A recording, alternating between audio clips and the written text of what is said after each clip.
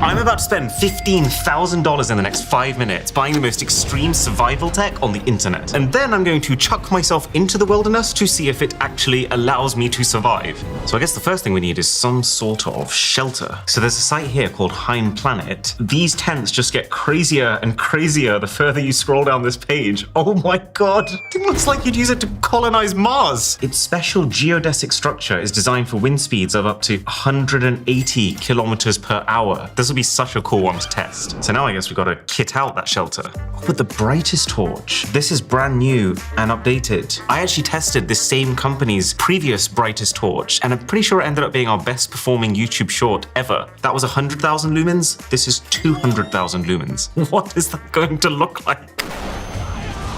We could get a professional thermal imaging camera. This is the kind of gear that professionals would actually use for real-life, long-distance surveillance. It's literally me about to enter my Predator era. Whoa, whoa, whoa, hey, hey, hey, hey! The Tiny Pump 2X. Oh my goodness, they weren't kidding. This thing is miniature. It actually looks so well thought out. It's got a magnet at the back, it's got a camping light at the front, and then a rechargeable battery on the inside. Oh yeah, we gotta make sure we can eat while we're out there. Coolest survival cooking gear. I don't think I'm gonna be cooking much on that. The Fire Pit Plus. So it absorbs the smoke. You get a full view of the fire because of this mesh that it's made of. It doubles as a grill that you can cook your food on. And then on top of that, the side is a 12,800 milliamp hour rechargeable power bank. There's also something here called the GoSun portable solar stove, which cooks your food using reflections to angle the sun. How cool is that? Although some part of me is thinking, is that gonna actually work somewhere where it's not very sunny, like the UK? The Vitaloop allows you to get pure water from any lake, river, pond, or sink. Because when I want to get pure water from my sink, I open the tap. I did test a product like this once called the Life Straw, which is basically just a straw that has like every single type of filter on the inside, so you can just stick it into a lake and drink from it. The MSR Guardian Purifier. Nothing is safer or easier to use for purifying the most demanding backcountry water sources. The Reel Watch. Oh, the Reel Watch, because it's got a fishing reel inside of it. Hunt and fish at the same time. Tell me you're in America without telling me you're in America. I feel like if you actually caught a fish, took it out, and it saw what you caught it with, it'd be straight back in.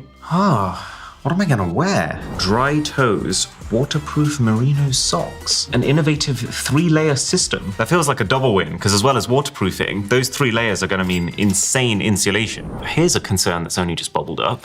What if we get lost? Starlink Mini is a compact portable kit that can easily fit in a backpack. So this will be directly beaming to satellites in the air. And this is saying that we can have max download speeds of over 100 megabits per second. Okay, so now we need a way to power all of this survival tech.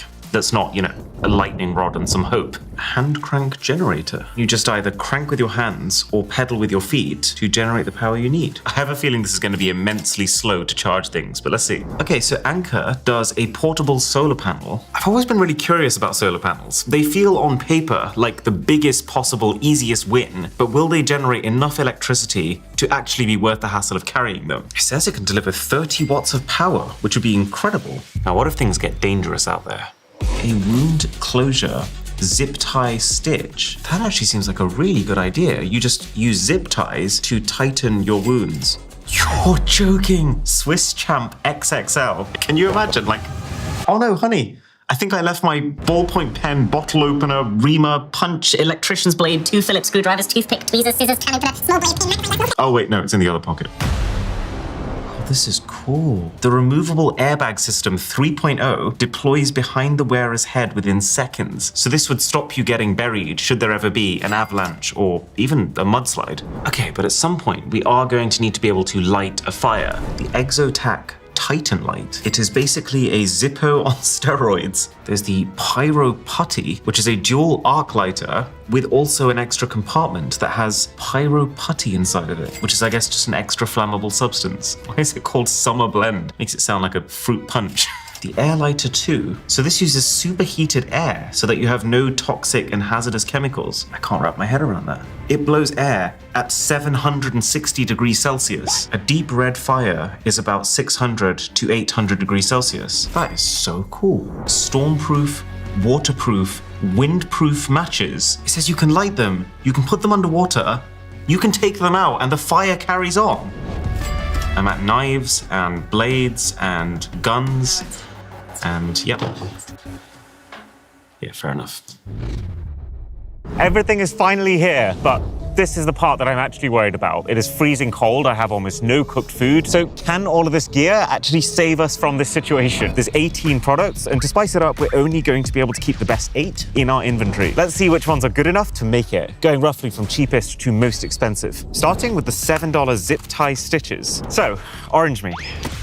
You have no idea how many takes it took to get that right. Imagine that you are this orange. You're wounded, you're in the middle of a forest, there is no one here to stitch you up. Ooh, that's gotta hurt. Well, with this, we should be able to stick down on either side of the wound, pull on the zip ties. Oh, right, yeah. So it really has managed to pull the wound together. That's gonna hurt a lot less than sewing. It requires 0 skill. It's gonna resist the force of the skin pulling apart, which might be helpful for reducing scarring. Plus, the middle section is transparent, so you can keep an eye on the wound to make sure it's not getting infected.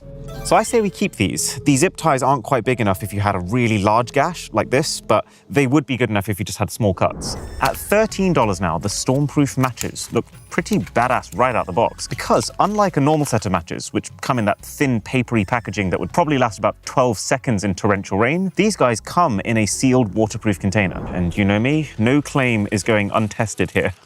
But good start. It is bone dry inside. And before we actually light them, since I'm also wearing these Bushbuck dry toes socks right now, why don't we just... I swear, if this doesn't work, I've ruined my entire day.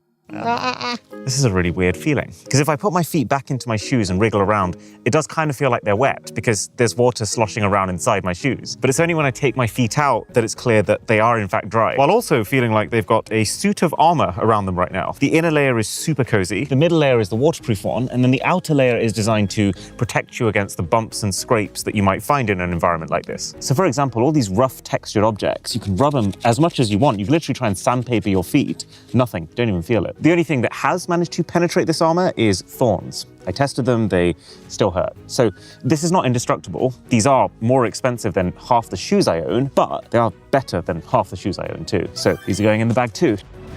Anyway, back to these matches. So you get 25 of them in the box, and then also 2 spare strikers on the inside, in case this one on the outside gets ruined. Again, smart. Like, how tragic would it feel if you had 25 unlit Stormproof matches on the inside that you couldn't light because your case got wet? And so, at least according to the website, I should be able to light this up, get it wet, and it'll still stay lit up.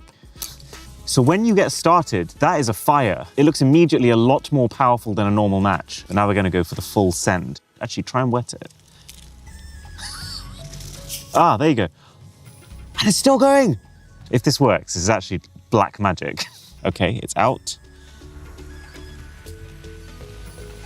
It did. Oh my God, that is sick. That is so cool. So apparently what's happening is that this red coating you see on these matches releases oxygen as it's burning, thus sustaining the flame even when there's no air around, which is why when we dunk it in this beaker, you can see bubbles coming out. And it's also why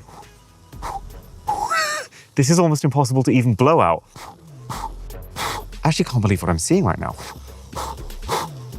What? This is actually such a good product for not a crazy price. We're carrying it, and I'm getting carried away. I actually need to start saying no to stuff.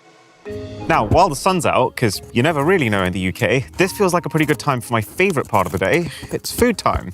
Or possibly starvation time, depending on how well the portable solar oven actually works. Well, it's nice and compact, I'll give it that. So, you open it up. It's got a little wedge on the inside which keeps it opened up. Right, time to get our food inside.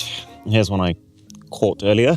So this is a solar vacuum tube. The idea is that it perfectly insulates the food so the heat that it has doesn't leave it, all while these reflective surfaces around it gather as much of the sun as possible and direct it at the tube to bring in new heat. It's a pretty intricate little system. Like, it's got a red dot here, and it's saying that for optimal cooking, you want the shadow of that red dot to be lined up with the center behind it. And then it's got the ability to prop itself up at just the right angle to achieve that. So let's start the timer. This thing is advertised to be able to cook meals within 20 to 30 minutes. And so if this works, that's actually really potent, because this isn't just food. If it can cook your food, it can also boil water, therefore sterilize water, all with what effectively amounts to the power of thin air. So let's come back in a little bit and find out.